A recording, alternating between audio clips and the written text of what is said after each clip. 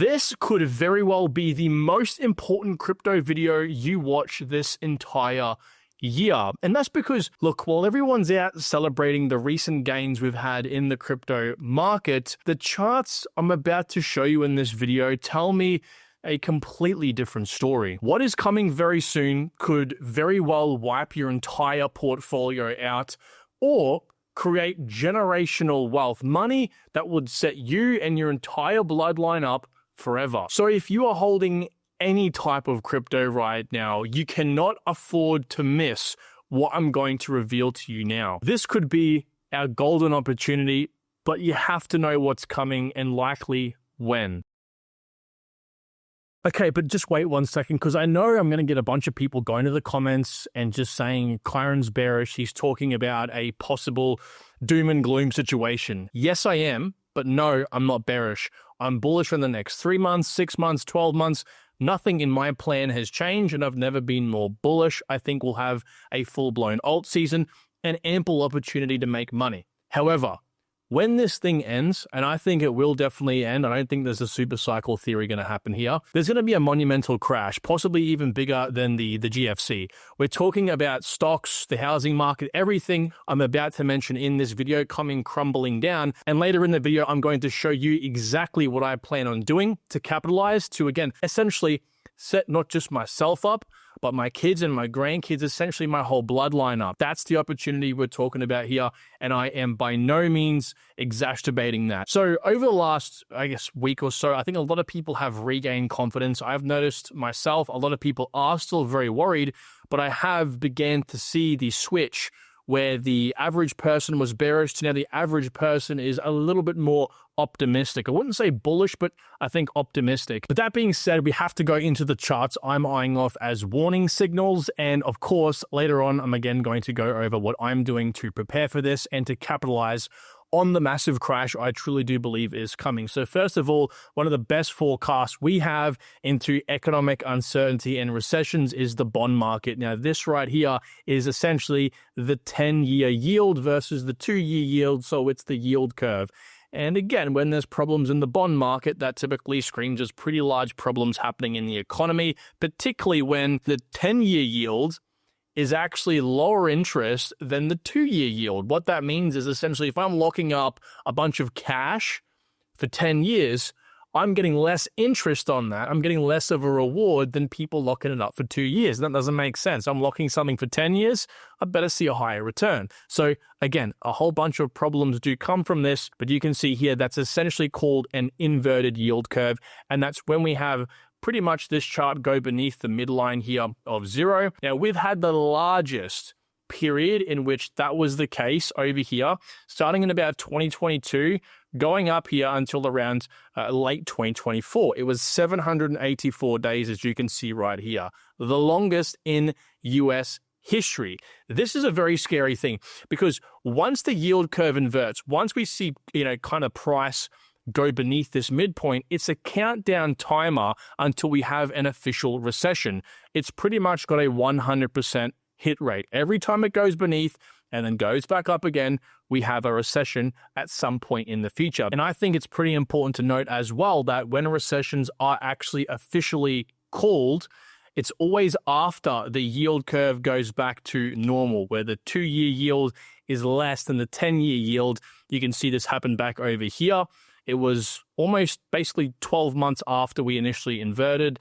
The same thing happened here. It was called well and truly after, here and here. So we're not talking about when it actually goes back to normal. We're talking about the countdown here from when it initially inverted. But the underlying thing here, the biggest problem of all, is that we were inverted for an astonishing amount of time over here.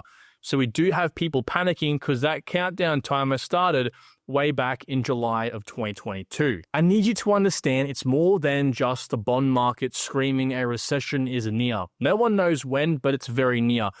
Also have a look at some of the underlying factors in the economy, like the unemployment rate does tend to scream the same things. Again, these red lines you can see here, these vertical lines, these are all the official recession calls. And you can see once the official recession has been called in previous cycles, that the unemployment rate spikes up insanely. Okay, so you can kind of see a bottoming happen each time. And then once the official recession is called, we kind of have this bottoming moment turn into a rapid increase in unemployment. So again, I'm going to echo this. It's happened here, here, here. Here was a bit more steep thanks to the pandemic, but it's happening again here. We've bottomed on our way up. So this leads me to believe that a possible recession, doesn't mean it's guaranteed, but a possible recession call isn't too far away. Now, that's also playing out here with looking at interest rates as well. So again, this is the same yield curve as the bond market. We can see every time the yield curve inverts, this is the local high for the interest rate cycle in yellow. Now, when the official recession is called, that is when we have a massive drop in the interest rates. We have a massive cutting cycle. Makes sense, of course. Unemployment goes up, economy weakens. What does the Fed do to spur up activity and to save themselves from massive disaster? They begin cutting rates, sometimes faster than others. And you can see this again, once that official recession is called, that's when rates begin dropping rapidly. And so we have, I think, we have officially topped out, I do think, and we have begun to start cutting. So again, it's like we're on the tip. We're kind of on a seesaw right now. We're on the edge of a cliff, and we're beginning to peer over it. And so this is why, again, I'm telling you guys, I think we're going to have a full-blown alt season, but the economy is on the brink of possibly collapsing. Well, I probably shouldn't say collapsing. I probably should just say slowing down, contracting. Again, in a state where no one's spending money, that means risk on assets like crypto that are the furthest point along the risk curve ain't getting any liquidity. We ain't going to be pumping anytime soon because everyone's worried about being employed and paying rent and having food in the fridge. Anyway, this right here is an extremely telling sign about what I just explained to you. This is my second thing I'm eyeing off here. This shocked me. We're going to break apart the 10-year yield and 2-year yield. So essentially the yield curve where the 2-year yield is here and the 10-year yield is here. And it's going to tell us a bit of a story. Now, this red line is January 2025, so start of the year. And I'm just trying to show you this because both of these bonds have been dropping in terms of the yield, which means the interest in the actual bond itself is increasing. When people buy more of the bond, the yield drops. And so in short, there's more interest right now, at least over the last 12 months, in bonds, both long and short, than there actually is, funnily enough, in what's called the overnight reverse repo. It's kind of long story short, a lot of institutions, okay, so these private credit companies, what they do is they say, well, if we have excess cash, just like you would being a business owner, okay, when you're not operating, it's evening time, what do? You get your cash you made for the day, you stick it into the safe, close the safe, and you likely know tomorrow that money is going to be in there. It's the same thing essentially for them, but even safer because they're parking that cash overnight, only for overnight, with the Fed. Now, in return, what the Fed does is provide safety and give them yield. So you can see this is kind of like the yield they get by parking their cash with the Fed. It's just essentially the same rate as the federal funds rate or the current interest rate the Fed sets. Right now, it's at 4%. And so the interesting thing is there's no cash in this magical safe in the Fed. No institution, no bank, no private credit company is really saying, hey, we're comfortable or we're happy with the 4%. Now, isn't that interesting?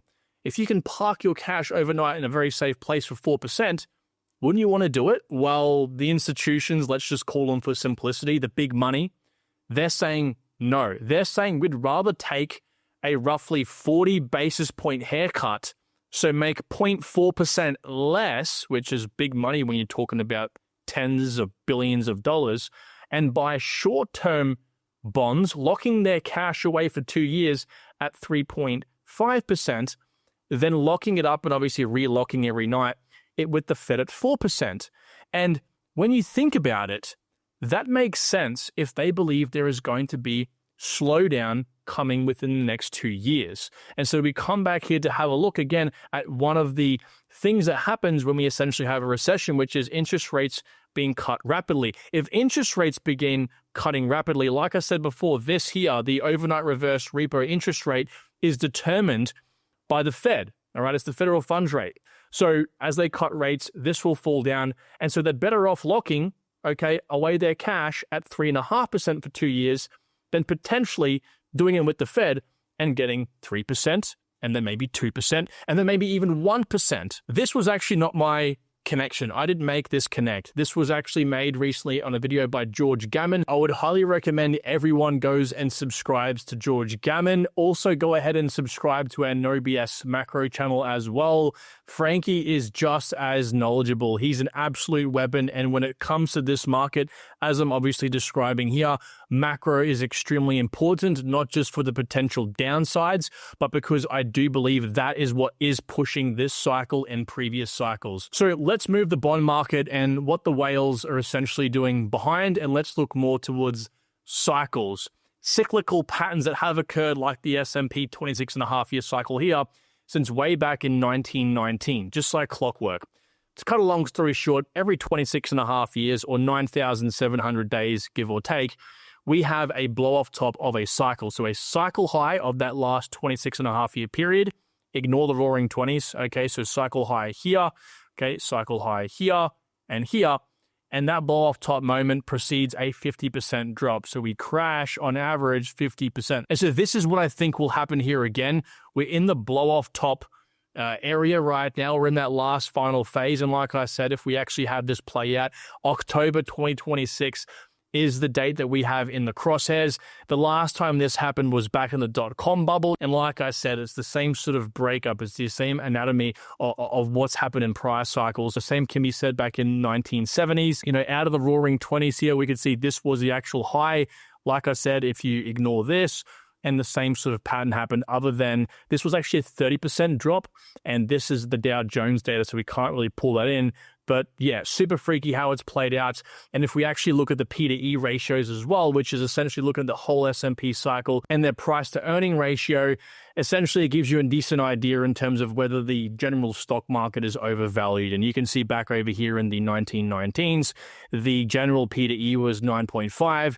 In the blow off top of the 1940s, it was 22. Back over here in the 1970s, 18. So it's kind of trending upwards, a bit of reversal back over here, trending upwards in the dot-com bubble, and we are now at a score of 31. So I do believe, generally speaking, we will continue to trend higher as innovation happens. We now have AI, and just the overall world is beginning to find itself with more and more money, okay, thanks to fractional reserve banking. So over here, we essentially are a score of 31, and I do think we won't really kind of topple down until we break probably a score of 40. That's kind of where I'm eyeing off here, but there is no one number I'm particularly fascinated with. I do think what's more important here is roughly putting a hard cap in your mind on definitely being concerned mid-2026 onwards. When this bubble busts, it's going to, as we know, likely be circa 50% correction. Let's not forget as well, another cycle that's also very powerful that does pair in here with the 26.5-year S&P cycle is